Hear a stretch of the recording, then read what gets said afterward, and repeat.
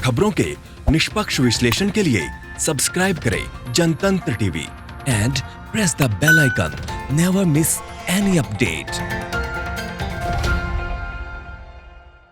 बिहार में इसी साल विधानसभा चुनाव है और इसको लेकर बीजेपी ने कमर कस ली है। बीजेपी बिहार में लगातार वर्चुअल रैली कर रही है, जिस पर विपक्ष लगातार निशाना साध रहा है। आरजेडी नेता मृत्युंजय तिवारी ने बीजेपी की वर्चुअल रैली पर निशाना साधा और कहा कि कोरोना काल में बेरोजगारी, भुखमरी बढ़ गई है, लेकिन बीजेपी सत्ता की भूख में लाखों रुपए खर्च कर रही है। वर्चुअल रैली के नाम पर आरजेडी पार्टी ने चुनाव आयोग के सामने वर्चुअल रैली पर रोक लगाने की बात की है और साथ ही हिंदुस्तानी आवाम मोर्चा के शिष्टमंडल ने भी चुनाव आयोग से बीजेपी की वर्चुअल रैली पर रोक लगाने की मांग की है। हिंदुस्तानी आवाम मोर्चा के नेता दानिश रिजवान ने कहा कि बीजेपी की वर्चुअल रैली पूंजीवाद को बढ़ावा दे रही है, इसलिए इस पर जल्द से जल्द रोक लगनी चाहिए। तो अब बीजेपी की वर्चुअल रैली को लेकर भी तमाम सवाल उठने लगे हैं।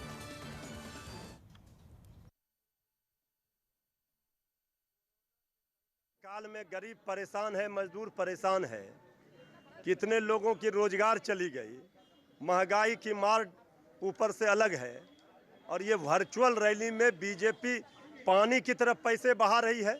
हम लोगों ने चुनाव आयोग से भी कहा है कि चुनाव आयोग वर्चुअल रैली पर रोक लगाए। आखिर आप बड़े इतने पैसे लुटा रहे हैं एलईडी और इस पर उतने पैसे से अगर बिहार के गरीब जनता को मदद कर देते तो राहत मिलती, लेकिन भारतीय जनता पार्टी चुनाव और सत्ता की भूखी इस कदर है, वो वर्चुअल रैली में पानी की तरफ पैसे को बहा रही है। देखिए, वर्चुअल रैलियां उन पॉलिटिकल पार्टीज के लिए बहुत खूबसूरत पार्ट हैं जिनके पास अपार धन है, संसाधनों की कोई कमी नहीं है, कॉर्पोरेट जगत से मोटी रकम में चंदे लेते हैं। हम छोटे दल के लोग हैं, हमारे पास सीमित संसाधन है, हमारे पास जो भी धन है वो गरीबों का चंदा है, उसी के सहारे हम चलने वाले लोग हैं।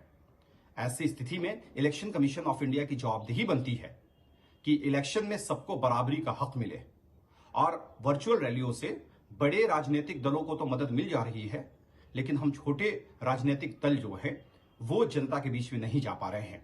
इसलिए इलेक्शन कमीशन ऑफ इंडिया से हम डिमांड करते हैं कि वर्चुअल रैली पर अविलंब रोक लगाए, क्योंकि ये पूंजीवाद को बढ़ावा देता है, ये कारपोरेट जगत को बढ़ावा देता है और कहीं ना कहीं से वर्चुअल रैली के थ्रू पूंजीवाद हावी हो रहा है।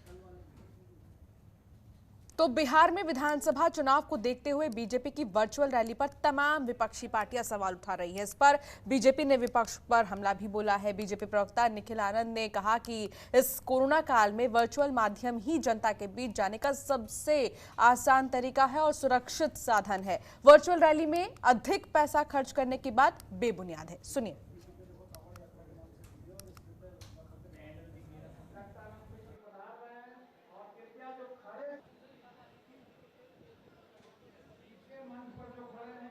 तो आपको बता दें कि लगातार विपक्ष की ओर से ये सवाल उठाए जा रहे हैं कि वर्चुअल रैली में पैसे खर्च किए जा रहे हैं, लेकिन गरीबों पर बिल्कुल भी ध्यान नहीं दिया जा रहा है। इन तमाम चीज़ों को लेकर अब जिस तरीके से देखा जा रहा है, भाजपा के प्रवक्ता हैं निखिल आनंद, उनका ये कहना है कि ये सारी बातें बेबुनियादी हैं।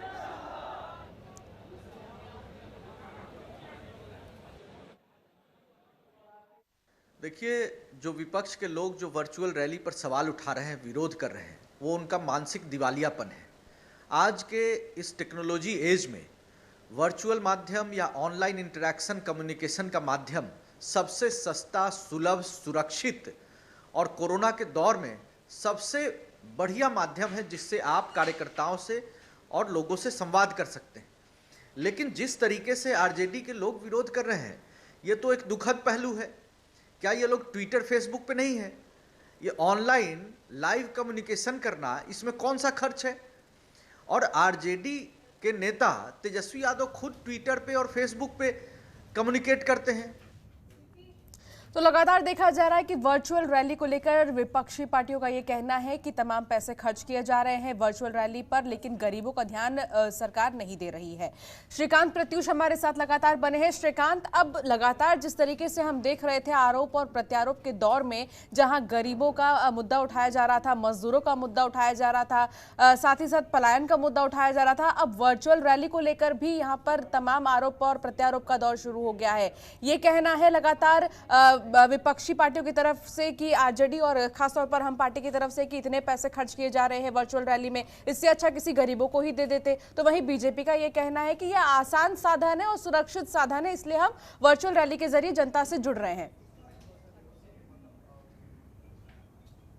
देखिए, चुनाव आयोग भी सोशल डिस्टेंसिंग को ध्यान में रखते हुए और कोरोना का संक्रमण इतना बढ़ा हुआ है उसको लेकर चिंतित है और उसने ये फैसला लिया है कि जो कोविड-19 से प्रभावित लोग हैं या 60 साल की उम्र के से ज़्यादा के लोग हैं, वो पोस्टल बैलेट के जरिए वोट कर लेंगे, यानी उनको मतदान केंद्र पर जाने की जरूरत नहीं है।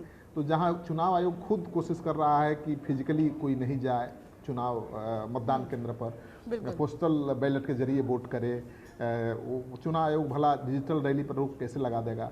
डिजिटल रैली करने में ज़्यादा खर्च नहीं है। मुझे लगता है कि जो फिजिकल रैलियां होती हैं, एक एक रैली पर 5-5 करोड़ रुपए खर्च होते हैं।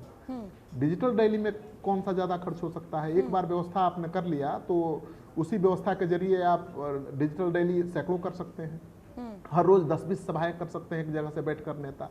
तो मुझे लगता है कि आज की तारीख में तो डिजिटल रैली सबसे बढ़िया विकल्प है लोगों तक पहुंचने का, क्योंकि सोशल मीडिया पर सब लोग एक्टिव हैं, चाहे वो गांव के लोग हों, किसान हो, सब लोग के पास मोबाइल है और सब लोग फेसबुक और ट्विटर पर एक्टिव हैं।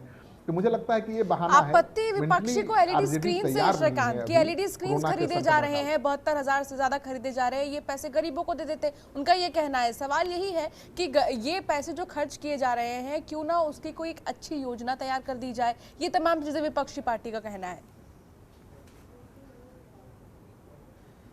देखिए, चुनाव आयोग जो तय करता है कि इतना ही खर्च करना है, क्या उतनी ही पार्टियां खर्च करती हैं। एक रैली होती है, बड़ी रैली प्रधानमंत्री की या किसी बड़े नेता की, तो 5-5 करोड़ रुपए पार्टियां खर्च करती हैं, भले वो दिखाती नहीं है, ये सब जानते हैं।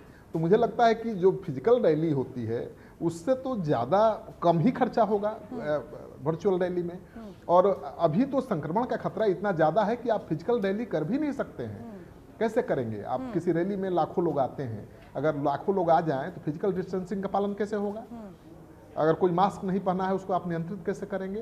तो कोरोना का संक्रमण अलार्मिंग लेवल पर पहुंच चुका है बिहार में। 10,000 से ज़्यादा लोग संक्रमित हो चुके हैं और लाखों 30 लाख से ज़्यादा प्रवासी बिहार में आए हैं, ज़्यादा संक्रमित वही पाए जा रहे हैं। ऐसे में कोई उपाय ही नहीं है, कोई विकल्प नहीं है। विकल्प यही है कि चुनाव को टाला जाए जब तक कोरोना का संक्रमण खत्म नहीं हो जाता है।